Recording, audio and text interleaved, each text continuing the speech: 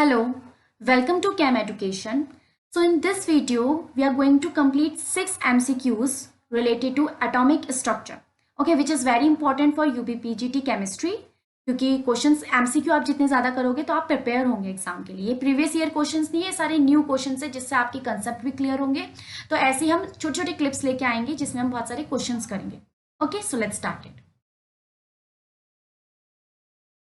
So question number 1 is the orientation of atomic orbitals depend on their जो orbitals होते हैं atomic orbitals का orientation किस पे डिपेंड करता है। देखो वी हैव क्वांटम नंबर्स कितने तरह के 4 टाइप्स के होते हैं जो यहाँ पे लिखे हुए हैं। अगर हम सबसे 1 देखते हैं तो सबसे पहला होता है principal quantum number which is denoted by n, जो कि क्या शो करता है which shows size and energy. You should know this. Okay, size and energy show करता है किसके साइज एनर्जी एटम का, जैसे n is equals to 1 n is equals to 2, जिन्हें और क्या बोलते हैं, जिन्हें ऑर्बिट्स भी बोला जाता है। ओके, जिन्हें ऑर्बिट्स भी बोला जाता है कि एक न्यूक्लियस है, इसके अराउंड ये जो सर्कल्स होते हैं इन्हें ऑर्बिट्स बोलते हैं और बोलते हैं कि इलेक्ट्रॉन के फाइंड होने की प्रोबेबिलिटी सबसे ज्यादा इन ऑर्बिट्स में होती है। किसने बोला था, ये बोर्न ने बोला था।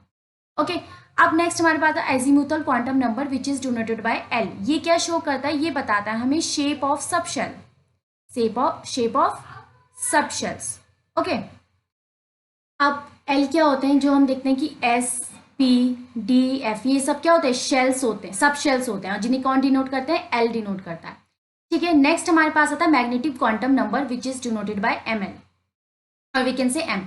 ये हमें बताता है orientation. This tells us orientation of orbitals. Now what is orbitals, जैसे कि हमारे पास एस है, एस में हमारे पास इस तरह से हम एक ब्लॉक बना देते हैं, पी में हम इस तरह से 3 ब्लॉक्स बना देते हैं। तो ये sp तो हमारे पास सब शेल है, बट इनमें ये जो है ब्लॉक्स ये ऑर्बिटल्स होते हैं। सो p में कितने ऑर्बिटल्स होते हैं, 3 ऑर्बिटल्स होते हैं। s में कितने ऑर्बिटल्स होते हैं, 1 ऑर्बिटल्स होते हैं। तो इनका ओरिएंटेशन कौन बताता है, मैग्नेटिक क्वांटम नंबर।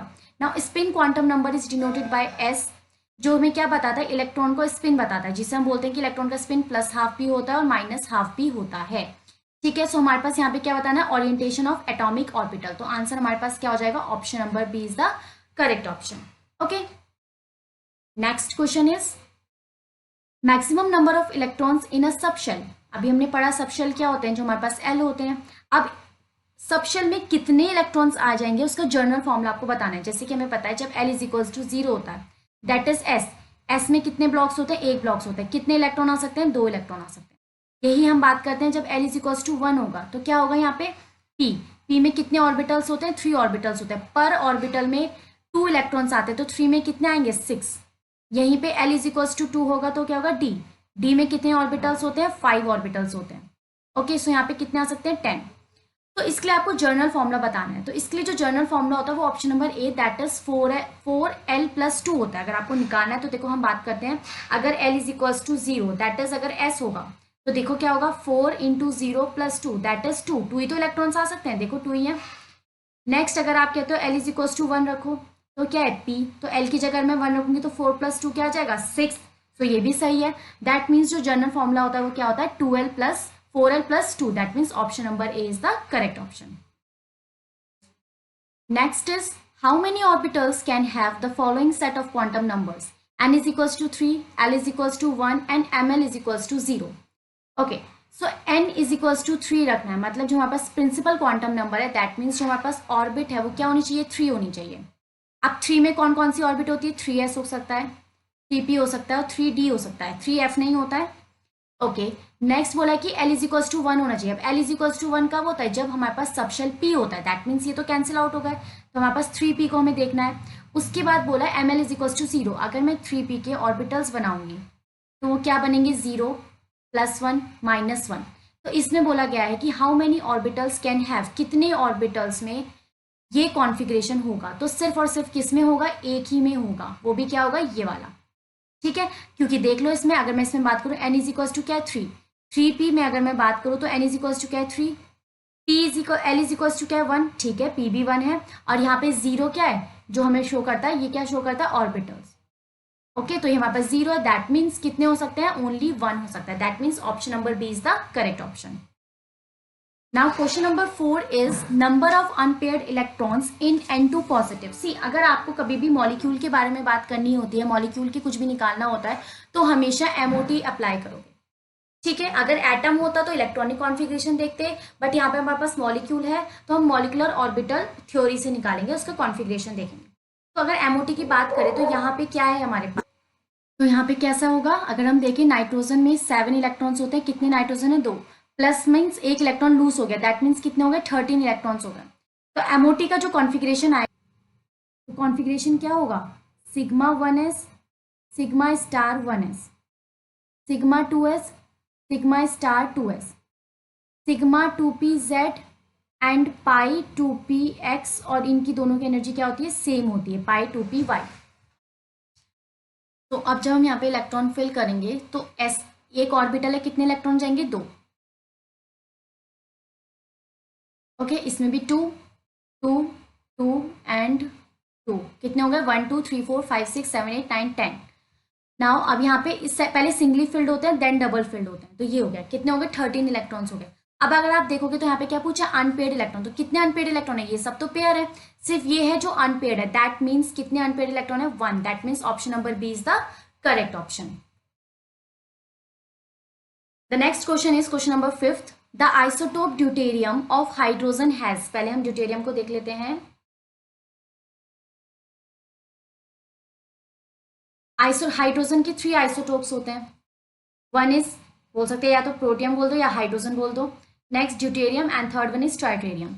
इसमें एटॉमिक नंबर तो सेम रहता है बट मास नंबर डिफरेंट होते हैं।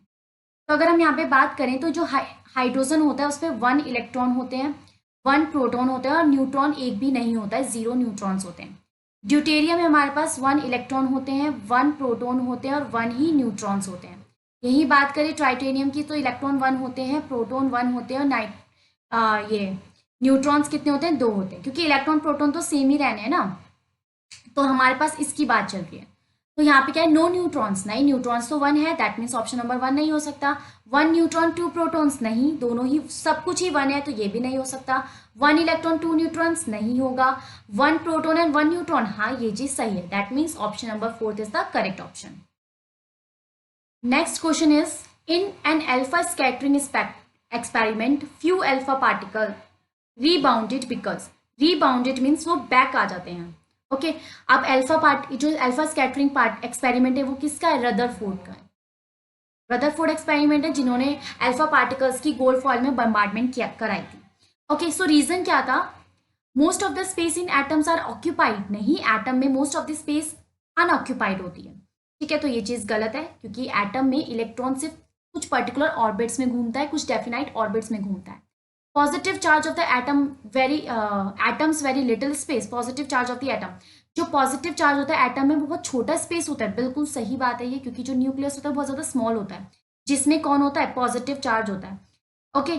बाकी सब क्या होते हैं, इलेक्ट्रॉन्स होते हैं। तो क्योंकि अल्फा पार्टिकल्स क्या होता है, अल्फा पार्टिकल्स क्या होते हैं जिसमें सिर्फ और सिर्फ प्रोटॉन्स होते हैं, तो जब ये प्रोटॉन से स्ट्राइक करेगा तो ड्यू टू रिपल्शन ये रिबाउंडेड हो जाएगा, बाकी सब में ये आगे रिफ्लेक्ट हो जाएंगे, बाकी सब में सीधे चले जाएंगे, सिर्फ और सिर्फ जब वो प्रोटॉन से टकराएगा तो वो पीछे आ जाएगा। और हमने देखा कि बहुत कम स्पेस में ऐसा हुआ था, क्योंकि पॉजिटिव चार्ज जो एटम में बहुत ज्यादा कम लिटिल स्पेस में होता है।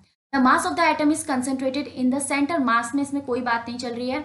All the positive charge in the mass of the atom is concentrated in a small volume, positive charge की बात चल रही है क्योंकि पॉजिटिव चार्ज की वजह से वो रिफ्लेक्ट बैक हुआ था, ना कि मास की वजह से। तो सिर्फ किसकी वजह से होता है रिफ्लेक्ट बैक, पॉजिटिव चार्ज की वजह से होता है, जो कि बहुत छोटे स्पेस में था, that means option number 2 is the correct option.